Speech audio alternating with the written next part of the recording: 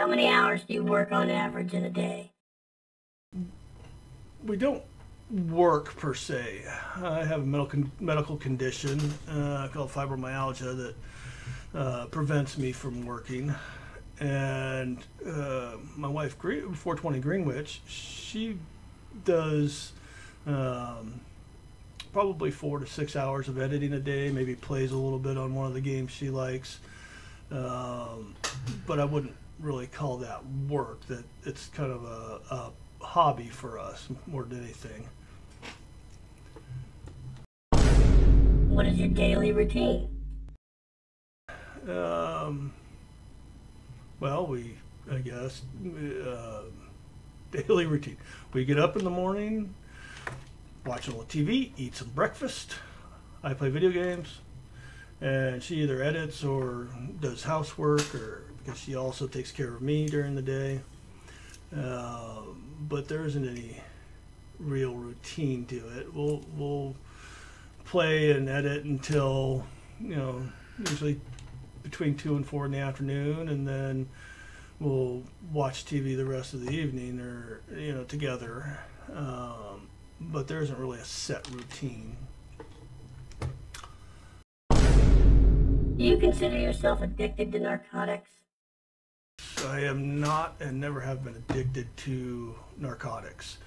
Being old school back in the 80s, we did coke, we did heroin, we did shrooms and acid and quaaludes and speed, but I never really got addicted to any of it. The only thing that stuck with me my whole life has been weed, and that I even quit for 15 years during my first marriage. So no, I'm not addicted. Would you ever hire an editor? Why would I need to hire an editor? My wife edits for me. No, we'll never hire an editor. We want to get to the end of this journey and be able to look back and say we did this all on our own. Sorry, there's an ant walking on my computer screen.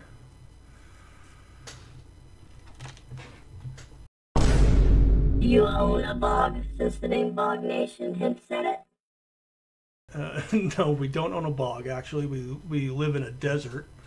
The name BOG Nation is just an abbreviation for Blazed Outlaw Gaming, and since it's the Blazed Outlaw Gaming community, BOG Nation just kind of resonated with us.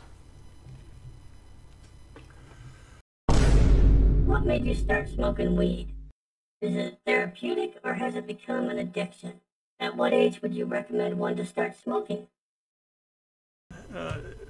We both started smoking, 12, 13 years old, and no, it was because it was wrong. We knew we'd get in trouble for it. It was the cool thing to do, and so no, it wasn't therapeutic at all. It was just kids being kids, and it was just, and that's what made it fun, was that it was illegal. It was something our parents would get us in trouble for, something police would get us in trouble for, and it was kind of a rebellion thing for us. That's how we started. We kept doing it because we loved doing it. As far as what age we would recommend for someone to start smoking, like I said, for us it was 12 or 13 when we started. There is, however, something to be said for a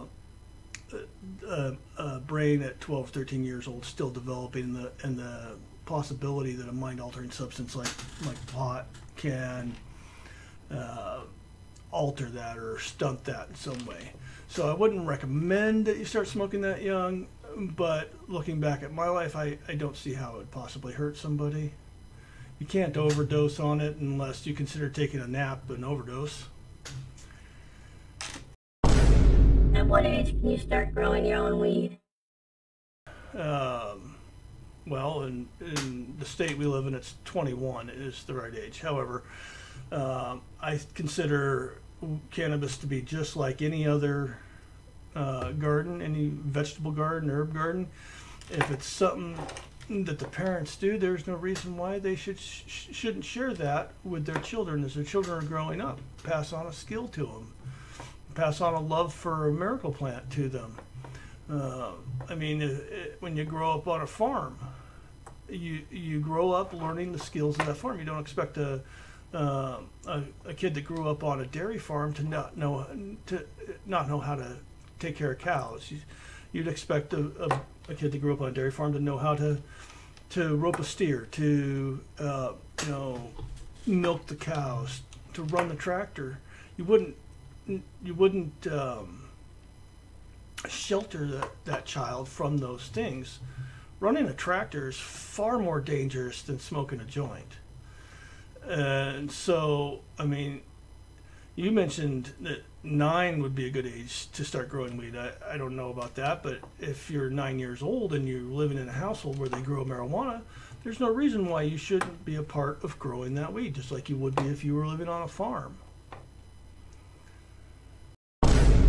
Have you ever put joints in your diaper and then wear it? No, I was long out of diapers before I started smoking weed, and I'm fairly certain that 420 Greenwich was also out of diapers before started smoking weed. So we'll just leave that one to you, and you could enjoy getting that high because you have weed in your diapers. And incidentally, just a side note, I suspect that there's probably a porn niche for that somewhere on the internet.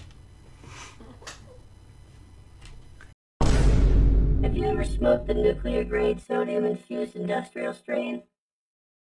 Okay, this one you're just kidding around. Obviously, these buzzwords, nuclear grade, sodium infused, and industrial strain, those aren't a thing. And the buzzwords that are a thing, medical marijuana versus recreational marijuana, it has nothing to do with the marijuana itself. That has to do solely with how that marijuana is being used. The fact is, every strain has different attributes, has different effects. Every strain has different potency. But the labels that we put on them in the industry aren't legit labels. Like I said, the medical marijuana versus recreational marijuana, there is no difference between the two. Often medical marijuana refers to the more potent strains, but again, the label's not referring to the strain, it's referring to the fact that it's being used for medical purposes because it's a more potent strain. They're all the buzzwords are bullshit. So this is a funny way to, essentially point out the ridiculousness of having those kind of labels in this industry.